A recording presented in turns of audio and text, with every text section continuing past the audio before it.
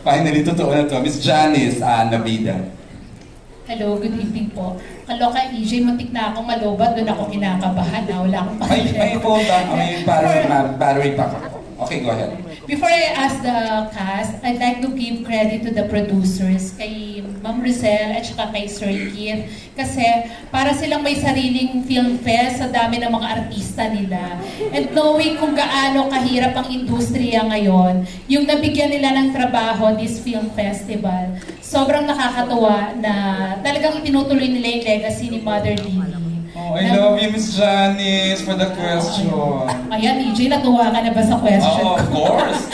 Takot ako for a time. Pero ito na, yun. Thank you, Ma'am Rizel and Sir Keith. Ayan. Yung cast, I'd like to ask Miss Manilyn, Richard, and Carla, since sila yung mga experience na talaga sa industriya. Oo. Rooting from the title, gusto ko lang malaman kung kanino kayo mas takot.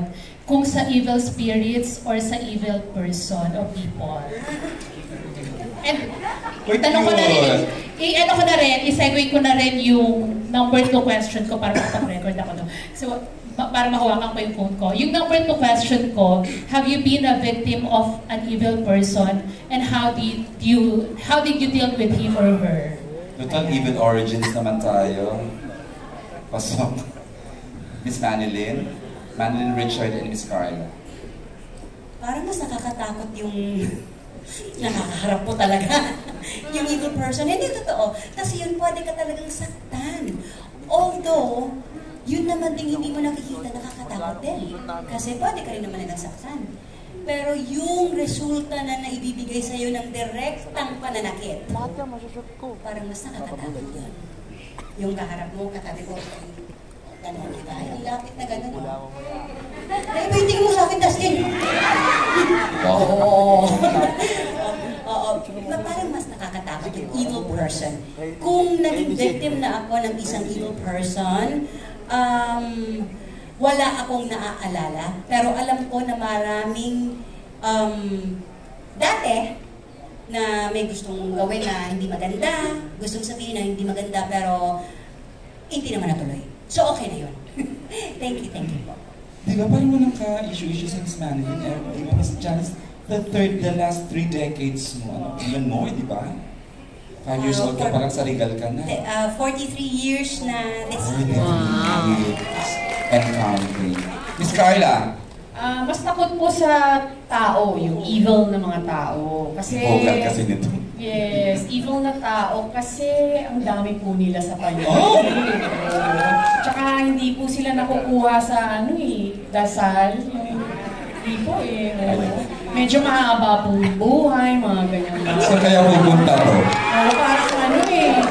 Parang parang mga masasamang damo, kung sino pa yung mababait sila pa yung nauuna, yung mga ganyan bagay. Yeah, hindi, pero dapat yun po sabi nila between multo or tao, mas matakot po tayo sa tao, syempre. Kasi yun talaga yung may capability na saktan po talaga tayo ng gusto. Either way, whether evil entity man po yan or human being, katapat lang po ay talagang pananampalataya. Diyos, si Lord na po ang bahala sa kanila, syempre. So, thankfully naman, honestly, evil is everywhere. Sa totoo lang po, my gosh, sa dami po na nangyayari ngayon sa mundo. Yung mga tao pong walang integrity, sa mga magnanakaw po, sa mga corrupt po. Napakadami pong evil entities around us. So, thankfully, personally naman po, wala naman po. Tsaka meron tayong Lord, kaya meron tayong armas, parang ganun po, against them. Char? Ang hirap sundan ng sagot ni Carl.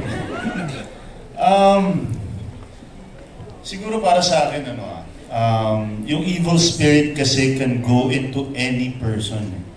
Diba? Pag weak yung person na yun, the evil spirit can go inside that person. So nakakatakot yung evil spirit. Kasi it can touch many people and certain people can touch other humans in a big way, di ba? Just like what's happening right now in front of our eyes. Di ba? Na, yun nga, gaya na sabi ni Ms. Carla na evil is everywhere, you know. But the real battle is how do we eliminate the evil spirits in those people. Diba? just pray for them, and siguro, pag nakulong na sila, marirealize nila at makakapagdasal-dasal sila. Yun lang. Okay. Thank you, Chart. Miss Janice, you're good na? Yeah, thank you. Before I give the microphone, Miss Orr, we were honored by your presence of GMA News.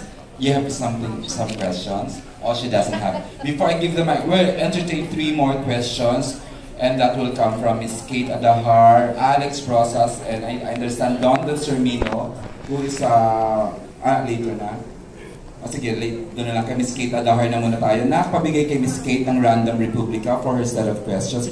Before she asks her question, I'd like to ask Direk Shugo Praico. Direk, alam ko ang filmography mo. Itong genre na tong ginagawa mo, horror, something. I don't remember the last time you did a horror, pero tas mga madre pa ang milieu, di ba? Convento, Beaterio. Where was the may challenge pa ba for Shugo Praico doing a genre like this? Hello, of course. Opo, ako ay at every project or every story, tinitingnan ko paano ko pa mas matututo. So parang it's a journey for me. Kaya sobrang thankful ako for the cast, for this cast sila. The text on paper sa picture sa screen. So parang yun yung challenge niya. Miss Carla, top billing ang ganitong genre. Madre, ang gandang madre, di ba?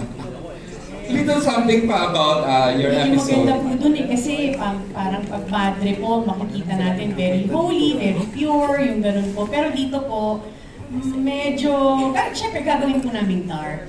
Or ginawa po namin dark siya. So, kung tutuusin, parang hindi po natin isipin na vulnerable po ang isang madre, hindi po ba, sa mga evil entities. Pero ito nga po, pinasok na sila ng isang evil entity.